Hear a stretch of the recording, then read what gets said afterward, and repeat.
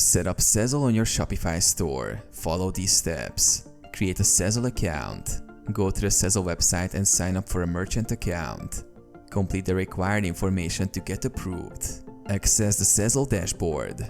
Once your account is set up and approved, log into your Sezzle merchant dashboard. Get API credentials. In the Sezzle dashboard, navigate to the integration section to find your API credentials. You will need the public and secret keys. Log into Shopify.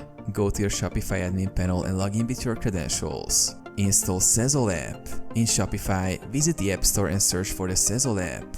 Click Add app to install it on your store. Configure the app. Follow the prompts to connect your Sezzle account. Enter the API credentials you obtained earlier when prompted.